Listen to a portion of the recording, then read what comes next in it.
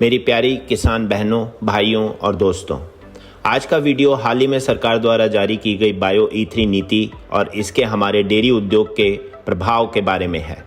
सदियों से भारत के डेयरी किसान देश की खाद्य सुरक्षा की रीढ़ रहे हैं और ये गर्व की बात है कि भारत दुनिया में सबसे अधिक दूध उत्पादन करने वाला देश है। 8 करोड़ किसान और वैश्विक दूध उत्पादन का 25% हिस्सा रखते हुए भारत का डेयरी उद्योग सिर्फ आंकड़ों में नहीं है, बल्कि ये एक जीवन शैली है और किसान की समृद्धि का प्रतीक है। जैसे जैसे भारत 2050 तक 167 करोड़ लोगों का घर बनने की ओर बढ़ रहा है, खाद्य सुरक्षा का सवाल पहले से कहीं अधिक महत्वपूर्ण हो गया है। यह सुनिश्चित करना कि हर नागरिक को पर्याप्त और पोषक भोजन मिले एक चुनौती है जिसे नजरअंदाज नहीं किया जा सकता। इसके जवाब में नीति निर्माता समाधान के लिए तकनीक की ओर रुख कर रहे हैं। लैब में तैयार किया गया दूध, जो कभी विज्ञान कथा जैसा लगता था, अब भारत में आ चुका है। कुछ लोग इसे भविष्य के खाद्य उत्पादन के रूप में देख रहे हैं, जबकि अन्य इसकी हमारी डेयरी विरासत और उस पर निर्भर करोड़ों लोगों पर पड़ने वाले प्रभाव को लेकर चिंतित हैं। मैं रीथिंक एक्स वेबसाइट पर गया और देखा कि यह बिना जानवरों वाला डेयरी उत्पाद स्तन ग्रंथियों की जगह सूक्ष्म जीवों से बनाया जाता है। इन सूक्ष्म जीवों को डेयरी प्रोटीन बनाने के निर्देश दिए जाते हैं। ये सूक्ष्म जीव फीड स्टॉक के साथ एक फर्मेंटेशन टैंक में डाले जाते हैं और जब फर्मेंटेशन प्रक्रिया पूरी होती है तो सूक्ष्म जीवों को छान लिया जाता है, जिससे असली डेयरी प्रोटीन मिलता है, जो गाय के दूध में पाए जाने वाले प्रोटीन के समान होता है। इसे 5% संसाधनों, 1% कचरे और 0% गायों के साथ तैयार किया जाता है। क्या इस लैब में दूध बनाने की तकनीक को हमारे कृषि प्रधान भारत देश में लाना चाहिए? इस बहस के केंद्र में एक विरोधाभास है।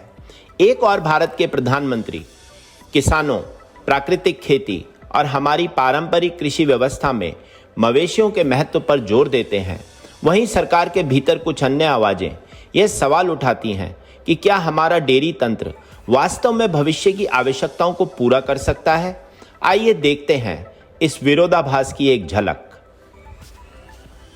साथियों, 2014 के बाद से हमारी सरकार ने भारत के डेयरी सेक्टर के सामर्थ्य को बढ़ाने के लिए निरंतर काम किया है। आज इसका परिणाम मिल्क प्रोडक्शन से लेकर किसानों की बड़ी आय में भी नजर आ रहा है। 2014 में भारत में 146 मिलियन टन दूध का उत्पादन होता था।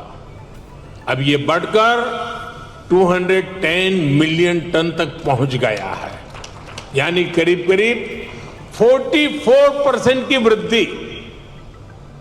आज पूरे विश्व में मिल्क प्रोडक्शन 2% की रफ्तार से बढ़ रहा है, जबकि भारत में इसकी रफ्तार 6% से भी ज्यादा है।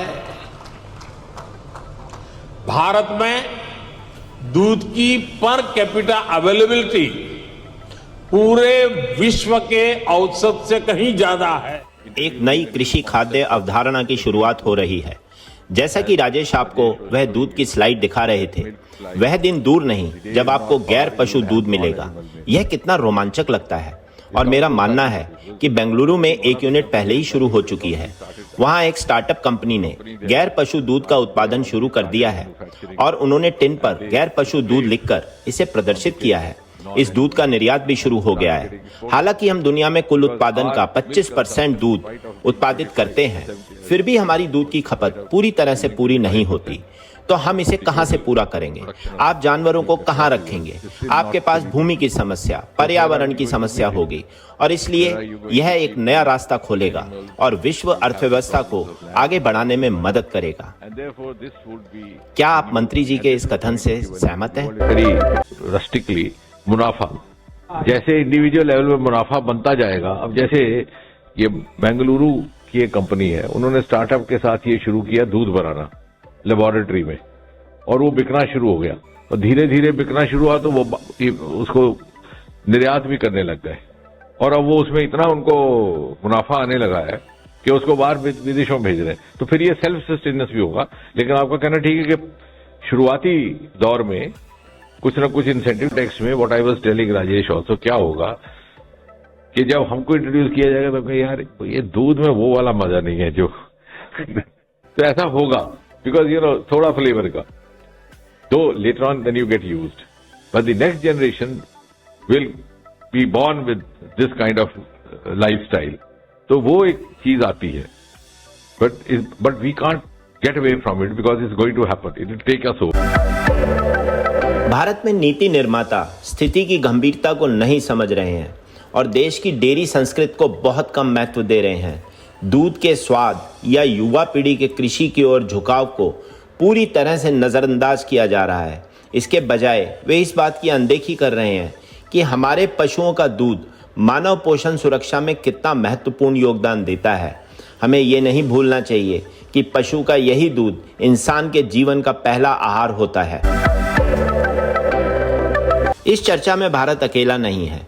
दुनिया भर में विशेषज्ञ लैब में बने दूध के बढ़ते प्रभाव को लेकर चेतावनी दे रहे हैं। क्या यह तकनीक वैश्विक डेयरी बाजारों को बदल सकती है? क्या इससे पारंपरिक खेती का पतन हो सकता है? आइए देखें। फिर मैंने ये पाया कि बदलाव एक बिल्कुल अप्रत्याशित तरीके से हो सकता है। रीथिंक एक्स की एक प्रमुख अंतर्राष्ट्रीय रिपोर्ट का अनुमान है कि 2030 तक गायों के बिना असली डेयरी उत्पाद बनाने से वैश्विक डेयरी उद्योग का अंत हो जाएगा। जब यह गायों से मिलने वाली डेयरी से सस्ता हो जाएगा तो नेस्ले जैसी बड़ी कंपनियां अपनी दूध पाउडर आपूर्ति को जानवरों से मुक्त संस्करण में बदल सकती हैं और हमारे दूध पाउडर निर्यात को बड़ा झटका लग सकता है। क्या आप तैयार हैं? हम खाद्य उत्पादन प्रणालियों में सबसे महत्वपूर्ण बदलाव देखने जा रहे हैं जो हमने पिछले 10,000 वर्षों में कभी नहीं देखा है। गाय या डेयरी एक इंडस्ट्री के रूप में अर्थहीन हो जाएगी। यह नई तकनीक गुणात्मक रूप से अधिक कुशल है और इसका मतलब है कि हम एक विशाल अविश्वसनीय बदलाव देख रहे हैं। मानव इतिहास का सबसे बड़ा बदलाव, जिस तरह से अब भोजन का उत्पादन होगा। भारत की बायो E3 नीति का लक्ष्य लैब में बने दूध को बड़े पैमाने पर लागू करना है, जिससे मवेशी पालन की जगह ली जा सकती है। इसका क्या मतलब है उन 8 करोड़ किसानों के लिए, उन 30 करोड़ मवेशियों के लिए जो हमारी संस्कृति में लंबे समय से पवित्र मानी जाती हैं, और उस ग्रामीण अर्थव्यवस्था के लिए जिसे वे सहारा देते हैं। आइए देखें कि हमारे नीति निर्माता हमारी डेयरी की सुपर पावर को किस नज़र से देखते हैं। तो ये एक उदाहरण है, जैसे आप दूध का उदाहरण देखेंगे। अब दूध ऐसा उदाहरण है जिसे आप जानते हैं कि हमारे देश में विश्व के कुल दूध उत्पादन का 25% दूध होता है और यह कुल 230.6 मिलियन टन है, जबकि हमारी मानव जनसंख्या लगभग 137.6 करोड़ है। इस समय हर व्यक्ति के लिए प्रतिदिन 459 ग्राम दूध उपलब्ध है, और यह इसलिए उपलब्ध है क्योंकि अगर आप अगले स्लाइड पर जाएं तो आप देखेंगे कि हमारे मवेशियों की संख्या 20वीं पशु गणना के अनुसार 30 करोड़ से अधिक मवेशी और भैंस की है। इसके अलावा इतनी सारी भेड़, बकरियां, सुअर और पोल्ट्री भी है। अब अगर आपकी जनसंख्या बढ़ती है तो आपके दूध उत्पादन को भी बढ़ाना होगा। इसका मतलब है कि आपको अधिक जानवर पैदा करने के तरीके बदलने होंगे। इसका एक बड़ा समाधान ये है कि बिना जानवरों के जैविक दूध का उत्पादन किया जाए, और पहले से ही आप देख सकते हैं कि कुछ कंपनियों ने इसका उत्पादन शुरू कर दिया है, क्योंकि आप मवेशियों की संख्या और गतिविधियों को लगातार बढ़ा नहीं सकते। जब भारत भविष्य को अपनाता है, हमें खुद से यह सवाल करना चाहिए, उन किसानों का क्या होगा जिन्होंने हमारी डेयरी विरासत को संजोया है? प्रौद्योगिकी से संचालित दुनिया में मवेशियों का स्थान क्या होगा?